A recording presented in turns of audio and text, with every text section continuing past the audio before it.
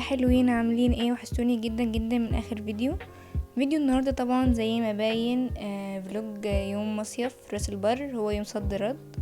طبعا كنا تبع رحله يعني. ده الطريق. طبعا كنا اتحركنا بالظبط كده الساعه 5:09. مش فاكره وصلنا امتى، بس في حدود تقريبا 8 أو 9 وصلنا يعني. خدنا اليوم من اوله بجد، كان يوم تحفه. اول حاجه طبعا قعدنا في الباص وعملنا كل الفعاليات وكده. هنا بقى كنا نزلنا استراحه، بجد كان المكان تحفه. دي صوره لي انا واخويا، عادي جدا كنت يعني باخد صوره. اشتريت بقى من الاستراحه البان دي بقى كانت شويه فعاليات في الباص، وكنت بوريكم يعني الباص كان عامل ازاي. احنا كنا قاعدين في النص، ولا ورا ولا قدام. انا دلوقتي هسمعكم شويه من الفعاليات اللي كانت موجوده.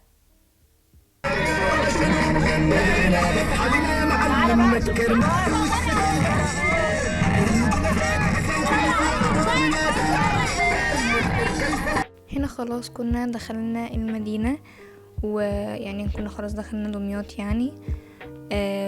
بصوا بجد البلد نضيفة ازاي، والمباني بتاعتها كلها بجد جديدة، وبجد الأجواء كانت تحفة. الجو، المكان نضيف، كل حاجة كانت نضيفة بجد. يعني كنا خلاص داخلين على بوابة راس البر، كنا كده خلاص قربنا.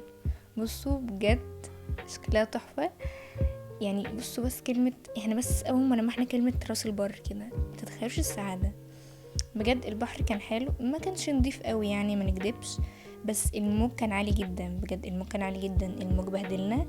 بس كمية اديها مثلا 7/10. كانت دافية، كان الموج عالي. هي بس مشكلتها كان الموج عالي، ما كانتش نضيفة يعني، كانتش احلى حاجة، بس كان حلو يعني، كان يوم حلو.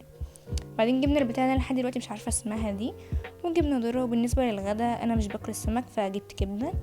خلصنا بقى غدا ولعبنا في البحر، وعملنا كل الفعاليات اللي الناس كلها بتعملها على الشط دي يعني. احنا خلصناها بقى، بعدها نتحرك على الساعة 5 كده. دخلنا بقى عشان ناخد شاور خفيف كده لبن طبعا ما نروح. وبعدين ركبنا الباص طبعا عشان يودينا لرحلة المركب. بجد المركب كان حلو، كان نضيف، كان دورين، بس احنا للأسف ملحقناش الدور الأول فطلعنا في التاني للأسف مفهوش فعاليات. كل الفعاليات في الدور الأول بجد، بس فوق انت تتصور صور حلو يعني. بصوا بجد جمال المنظر، مكان كان تحفة يعني.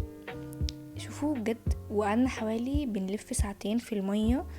بجد كانت رحلة جميلة جدا، بس كنا محتاجين نكون في الدور الأول، لأن بجد كان في فعاليات يعني جميلة جدا. بعديها بقى بطرقنا الخاصة عرفنا ننزل تحت عشان أوريكم الفعاليات. ودلوقتي أنا هسيبكم تسمعوا شوية منها.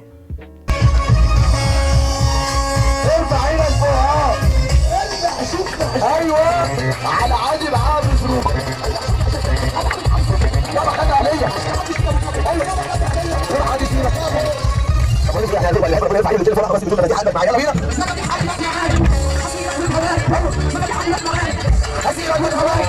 مش عارف ازاي اصيل. روح على فوق.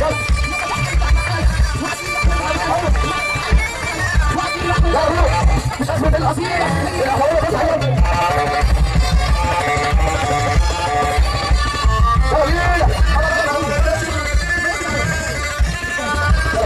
انا شوف اقول لك ايه، جاهزين في الشغل شطه جديد اصلي على الام عشان جديد جاي وبيك كنت جديد انت فاكر شباب جديد جاهزين في الشغل شطه جديد اصلي على الام عشان جديد جاي وبيك كنت جديد انت فاكر شباب جديد لا ماليش حبيبي وانت تتابع على جديد اسمي عبد الرجل حديدي بعلمك من ده شفت انا اشوفه بيسد حط لما الناس بتطلع يلا يلا بس في سمر وضع صوب سريع السكه حط في الطاسه يلا على بعض كده يلا عشان نرجع عشان يخلصوا لنا عشان شايفين عامل شوشره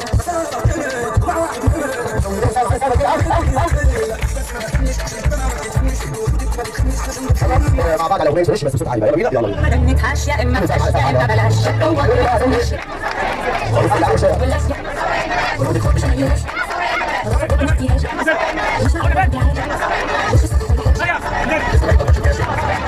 لو حد حلو هيبقى عايز اعمل حاجه.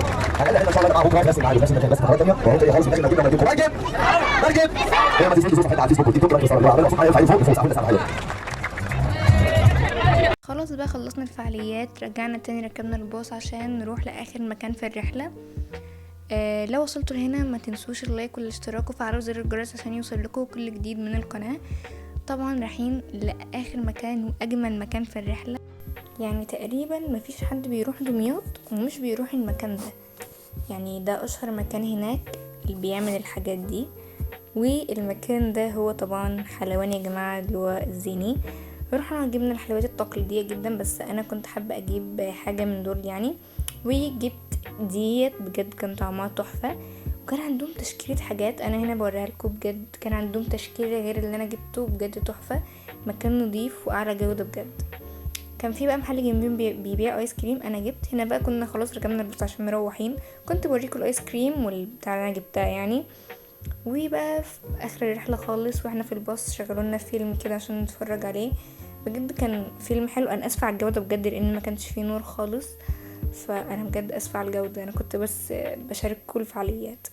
هنا بقى كنا بنعمل انبوكسنج للحلويات اللي انا جبتها، حرفيا بنفتح فيها، لا احنا حرفيا كأننا عيال اطفال مش عارفين نفتحها، جبنا سنة بنفتح فيها مش عارفة ايه ده يعني. بس طعمها كان يستاهل، طعمها بجد كان يستاهل بجد. بس شكلها تحفة تحفة. هي اتبهدلت شوية في العلبة، بس ده ما يمنعش ان هي كانت جميلة.